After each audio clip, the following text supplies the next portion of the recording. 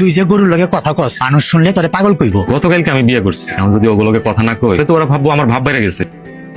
আমি ওই ব্যাকেলটারে তোমার দোকানে পাঠাইতাছি, ওরে 3 ঘন্টার মতন একটু আটকায় রাখবা।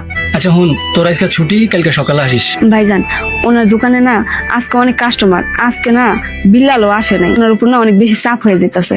আপনি যদি একটু কষ্ট করে যাইতেন। আচ্ছা ঠিক আছে, আমি এখনই যাইতেছি। মগাটার বউর কাছ থেকে দূরে রাখার লেগা তুমি এসে বুঝবা না।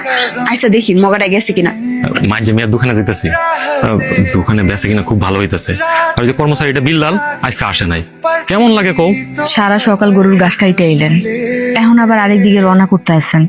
তুই খায় আসার পথে আমার জন্য সাইডটা খাওয়া নিয়ে আইস।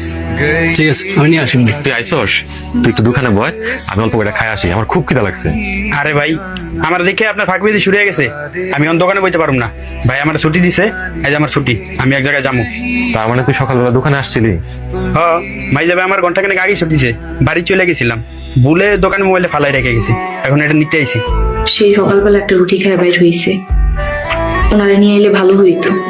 ও বাজার থেকে কিছু কিনা খাই দিন, বাজার হোটেল আছে। তাহলে একটা কাজ করি, ব্যাককলটার ফোন দিয়ে কই কোনো হোটেল থেকে খাই আনি, নাহলে তো আবার না খাইয়া মরবো।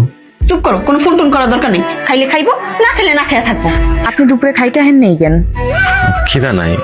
মাজা মিয়া কইলো দুপুরে বাজারে হোটেলে ভাত খাইবেন, খাইছেন? না এখনো খাই নাই। আচ্ছা মাইজা কই? খাওয়া দাওয়া করে মাত্রই ঘরে গেল।